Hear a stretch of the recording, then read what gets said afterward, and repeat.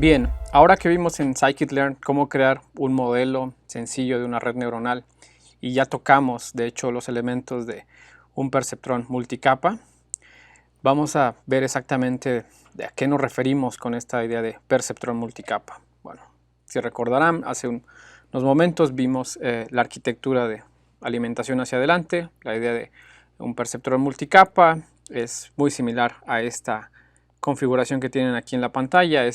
Yo tengo múltiples capas, en este caso solamente estas 3 capas, más la capa de entrada, en donde yo asumo que lo que hay aquí son neuronas que se comportan como un perceptrón.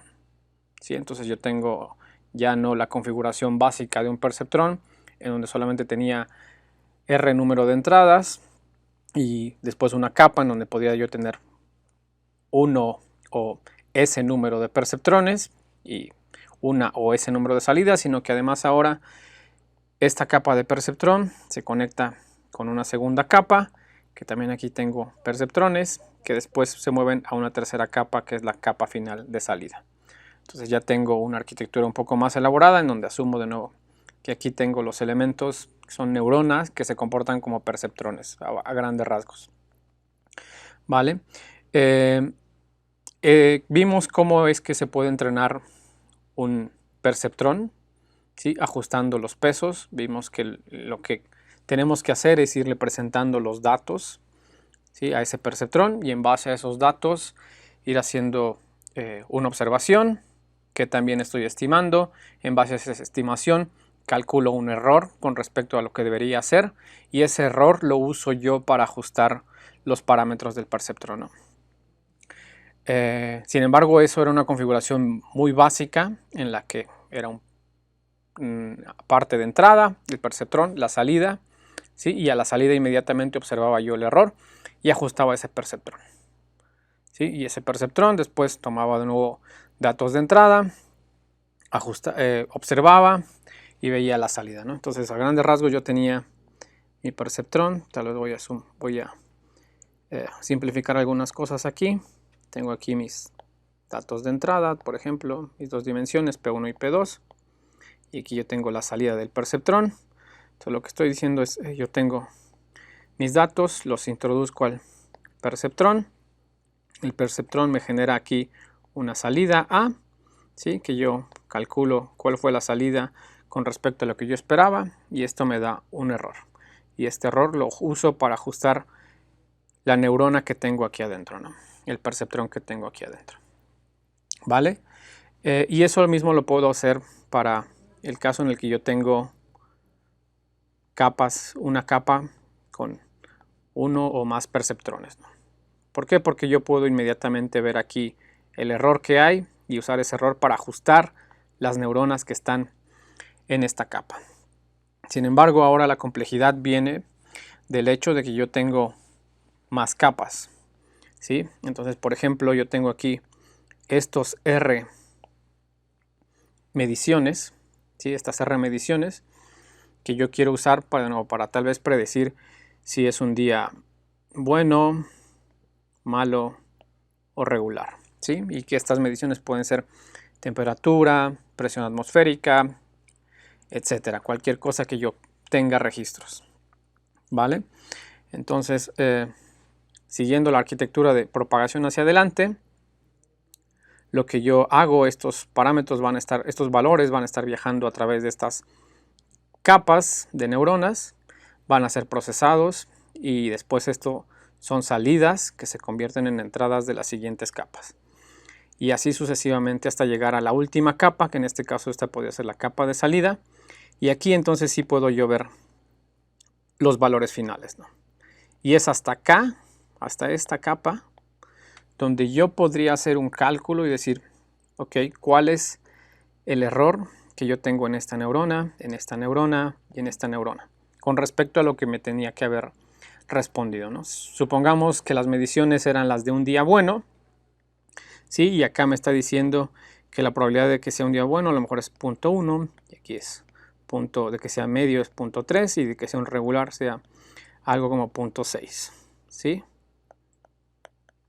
Entonces aquí claramente, si era realmente un día bueno, lo que yo tenía registrado y me está prediciendo mayormente que va a ser regular. Tengo error aquí, aquí y aquí no tanto, ¿no? Perdón, tengo error en todos estos elementos. Entonces, eso tengo que ajustar. Pero la salida de esta neurona está influenciada no solamente por esta neurona, ¿sí? Y estos pesos, sino que todo esto está influenciado por todo esto que viene detrás, ¿sí? Porque la salida de esto está influenciada por estos pesos y estas entradas, ¿sí? Y estas salidas están influenciadas por estas funciones de transferencia que están conectados a estos pesos, a estos valores de entrada y a esos pesos. Entonces, realmente para poder ajustar en base a un error, yo tengo que ajustar todos los elementos internos que están contribuyendo al error, ¿sí? Una analogía podría ser, el ajuste lo tengo que hacer de forma equitativa.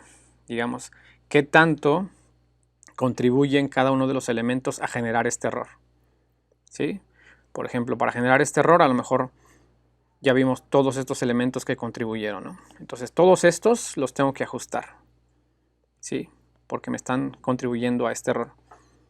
Si ya después de un tiempo tal vez la salida es, ok, es tal vez para este dato es 0.8 de que sea bueno, este 0.1 de que sea malo y 0.1 de que sea regular, bueno, aquí ya estoy casi acercándome al valor que yo quisiera tenerlo.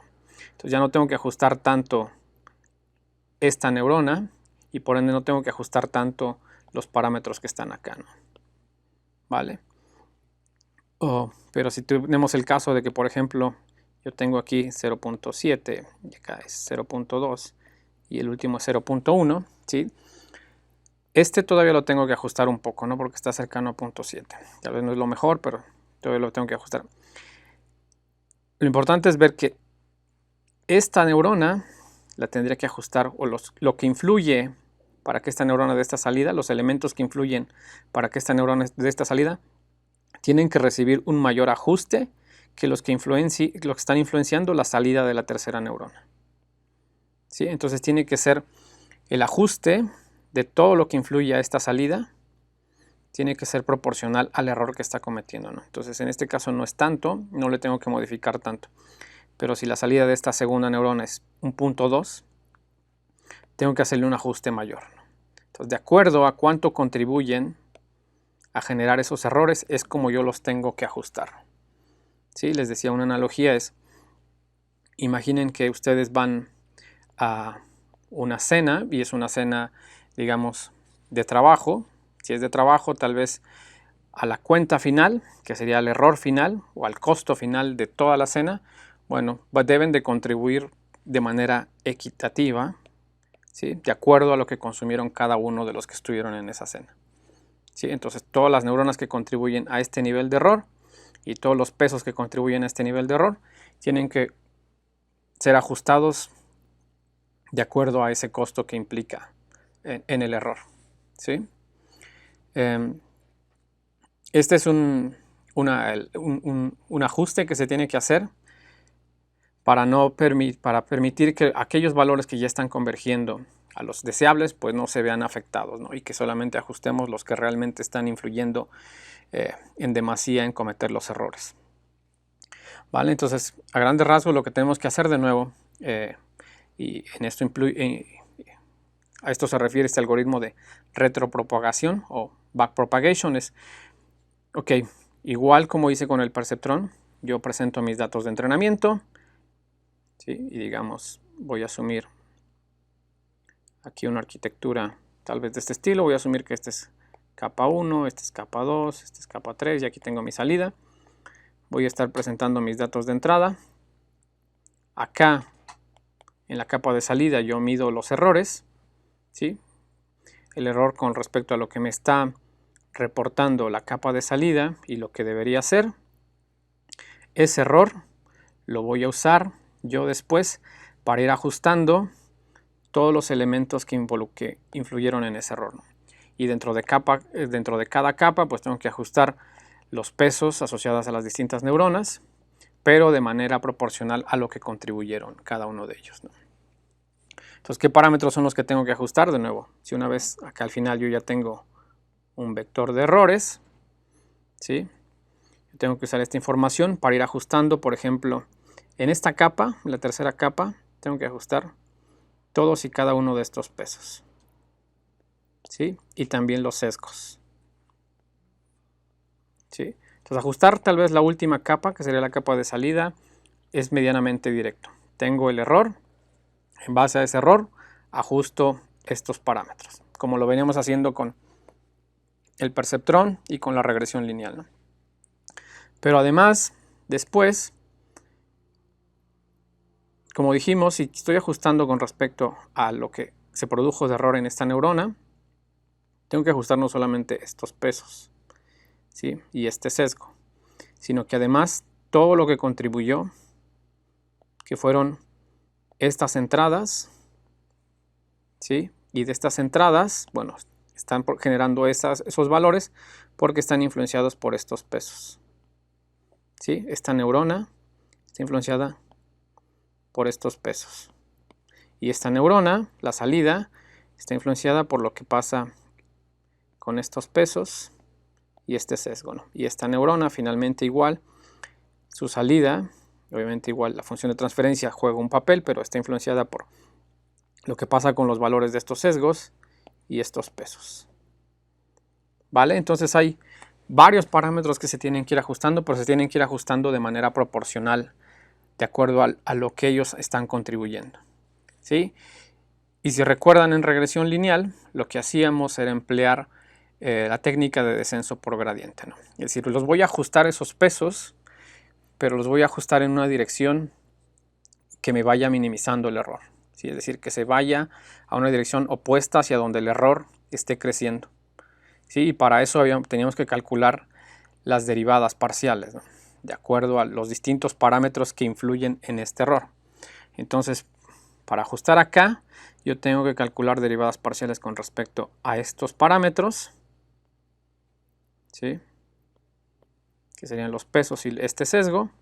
Y después, para ajustar con el nivel de error que tengo acá, a lo que contribuyen estos elementos, tengo que igual calcular derivadas parciales de estos elementos, ¿sí? Y concretamente va a ser calcular las derivadas parciales de las funciones de activación que yo tengo acá, ¿no? ¿Sí? Porque son las que están contribuyendo a que se dé ese error. Obviamente dependen de los parámetros de pesos y sesgos, pero es la función de transferencia o la función de activación es la que influye aún con más peso en lo que pasa después en las capas hacia adelante. Entonces vamos a ver que lo que tiene uno que hacer es estar calculando derivadas parciales para cada una de las capas, ¿sí? Y en base a eso hacer los ajustes, ¿sí? De los errores. De nuevo, a grandes rasgos, todos y cada uno de los pesos dentro de una arquitectura de este estilo, ¿sí? Se van a estar ajustando siguiendo una forma más o menos de esta índole, ¿sí? Los pesos, y aquí ya es un poco más de notación, por ejemplo, el peso en la capa M, ¿sí? Que conecta a la neurona I y que llega de la entrada J, ¿sí? Se va a ajustar de acuerdo al valor anterior que tenía, menos una tasa de aprendizaje, un poco la idea que teníamos en regresión lineal, irnos a la dirección contraria hacia donde el error crece, y eso nos los van a dar las derivadas parciales de estas funciones. ¿Vale? Entonces eso es lo que tenemos que hacer para ajustar esos pesos y ajustar igual los sesgos, el vector de sesgos. Eso es a grandes rasgos lo que se propone con el algoritmo de retropropagación, el cual en el capítulo 11 del libro de Neural Network Design explica cómo es que se da ese proceso, ¿no? A grandes rasgos, lo primero que se tiene que hacer es algo que se conoce como propagación hacia adelante, que es lo que ya habíamos hecho nosotros con el perceptrón. Por ejemplo, le mostramos un punto, ¿sí? Eso es lo de la capa de entrada. Ese punto después se procesa junto con los pesos, la matriz de pesos. Se calcula el producto punto de eso, se suma al vector de sesgos. Eso se mete a una función de transferencia en la siguiente capa, ¿sí? Que sería la capa m+1. Eso da una salida. Esa salida después se convierte en la entrada de la siguiente capa, ¿no? Así hasta que lleguemos a la última capa, ¿sí? En este caso la arquitectura está compuesta de m capas, y ahí tendríamos nosotros la capa de salida, ¿no?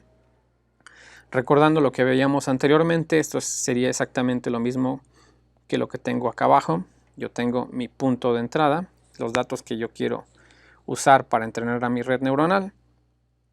Eso la combino con la matriz de pesos de la primera capa, más el vector de sesgos, lo meto a una función de transferencia, y esa es mi primera salida de mi primera capa. Eso se convierte en la entrada de la segunda capa. Igual el mismo proceso de combinar con matriz de pesos y sesgos, meterlo a la función de transferencia, y eso se convierte en la entrada para la tercera capa, que sigue el mismo proceso, ¿no? Entonces matemáticamente era algo de este estilo. Hasta ahí, por ahora nada nuevo. Ese es el mecanismo de propagación hacia adelante que permite la arquitectura feed forward, y con esto obtenemos la salida de nuestra red neuronal. Ahora lo que hay que hacer después es hacer una propagación hacia atrás de los errores, que en la última capa, les decía, era algo muy directo, que era solamente usar el error que estoy observando para hacer los ajustes de acuerdo a las derivadas parciales de las funciones de transferencia en esa última capa. Y si tengo eso, después tengo que propagarlo, ¿sí?, a las capas anteriores. Y siempre tengo que saber cómo calcular la derivada de las funciones de transferencia de las funciones de activación que tengo en cada una de las capas. Y una vez que ya logro propagar esos errores, que en este caso se llaman sensibilidades también, la sensibilidad de cada una de las capas, una vez sabiendo eso y propagándolo a cada uno de los pesos, yo ya puedo actualizar los valores de cada uno de esos. Por ejemplo, este es cómo actualizar la matriz de pesos de la capa M. Yo uso los valores que lleva hasta ahora esa matriz de pesos. Voy a ajustar de acuerdo a una tasa de aprendizaje la sensibilidad de esa capa multiplicada por la salida de la capa anterior, ¿sí? Y lo mismo para el vector de sesgos. Vamos a hacer un ejemplo, así igual a mano, de cómo es que se da estos tres pasos. Propagación hacia adelante, el cálculo de sensibilidades y propagación hacia atrás, y finalmente la actualización de pesos y sesgos o el bias. ¿Vale? Entonces el ejemplo consiste en algo medianamente sencillo, que después lo ilustraremos igual en código. La idea es usar una arquitectura de red neuronal sencilla, algo de este estilo, en donde aquí, por ejemplo, la notación me dice es una neurona en la capa de entrada, 2 neuronas en la capa intermedia y una neurona en la capa de salida. ¿Sí? Esta es mi arquitectura de red neuronal. Y lo que quiero yo hacer es entrenar esta red neuronal para que haga una tarea bien específica que tiene que ver con regresión o aproximación de una función. ¿Sí? Quiero que aprenda a aproximar esta función que está acá, que está dada por esta ecuación. ¿Sí? Y bueno, para hacerlo un poco más simple, además solamente quiero que aprenda cuál es la forma de esa función en el rango de menos 2.0 a 2.0. ¿Vale? Entonces esta arquitectura, de nuevo, tiene más de una capa. Son capa de entrada, capa intermedia y capa de salida. ¿Vale? Por lo que yo tengo que ajustar, en base al error que yo observo en la capa de salida, tengo que ajustar los pesos de la capa intermedia y los pesos en la capa de entrada. ¿Sí? Entonces ya no está tan directo ajustar solamente los pesos como lo veníamos haciendo con el perceptrón. Entonces para eso hay que hacerlo mediante retropropagación o backpropagation. Entonces vamos a ilustrar solamente algunos de esos pasos, pero antes, detallando un poco más la arquitectura de esta red neuronal, tenemos de nuevo una capa de entrada con una neurona que va a ser solamente un punto de entrada. En la capa intermedia tenemos 2 neuronas, aquí tengo una y aquí tengo dos neuronas, y en la capa de salida solamente tengo esta neurona. Estas dos neuronas en la capa intermedia, si se dan cuenta, tienen como función de activación la función logística o sigmoide, ¿sí? Y la capa de salida tiene una función lineal, ¿sí? Que es la pure line, que de nuevo les decía hace un momento, es una de las funciones de activación que puede funcionar bien para cuando yo quiero que la salida sea un valor cuantitativo, ¿no? Y eso es lo que yo quiero ahora, porque quiero hacer la aproximación de una función. Vale, entonces comenzando con cuáles serían unas condiciones iniciales, que de nuevo son solamente para ejemplificar cómo funcionan estos pasos del algoritmo. Yo voy a tener igual mis parámetros, que en este caso son los pesos. Aquí tengo, esto indica que son los pesos en la capa 1, ¿sí? Y si recuerdan igual la notación, este 1,1 indica que es el peso que va a la neurona 1 y que viene de la entrada 1. Y este 2,1 es el peso que va a la neurona 2 y que viene de la entrada 1. ¿Vale? Entonces estos pesos yo los puedo arreglar en una matriz de este estilo o vector de este estilo. ¿Vale? Y además tengo igual sesgos asociados a cada una de esas neuronas, y los cuales los puedo yo arreglar de esta forma, en este vector. ¿Vale? A la salida de estas neuronas yo tengo ahora un vector de salidas, ¿sí? Está dado por A1, ¿sí? Y esas salidas después van a ser afectadas por otros pesos, ¿sí? Que en este caso esta notación de nuevo W2 es los pesos ahora en la capa 2, y este 1,1 dice es el peso asociado a la primera neurona, que llega a la primera neurona de la entrada 1. Y este notación es peso en la capa 2, que viene de la entrada, que va a la neurona 1 en esta capa 2 y viene de la entrada 2, ¿sí? Que sería esta otra entrada. Y después eso, ¿sí? Estos pesos se combinan en el sumador con un sesgo, que solo es una neurona, entonces ese es un vector unitario que tengo aquí. ¿Vale? Y esto me va a dar una salida. Ahora, yo la función que quiero aproximar es esta que tengo aquí en negro, que ya vimos su ecuación, si es una onda senoidal. E inicialmente con estos parámetros, las respuestas que me va a estar dando la red neuronal sería algo como lo que yo tengo aquí en esta línea en azul. ¿Sí? Si yo le introduzco puntos en el rango entre -2 a 2, la respuesta que me va a estar dando va a ser esa línea azul, con estas condiciones iniciales. ¿Sí? Y vemos que eso pues no se ajusta para nada a esta forma que yo quiero. Entonces, ¿qué es lo que tengo que hacer ahora? Siguiendo la idea de cómo entrenar al perceptrón, pues le tengo que estar mostrando puntos en este rango de -2 a 2. ¿Sí? Le muestro esos puntos en ese rango, a la salida mido el error, y ese error lo uso para ajustar todos estos parámetros.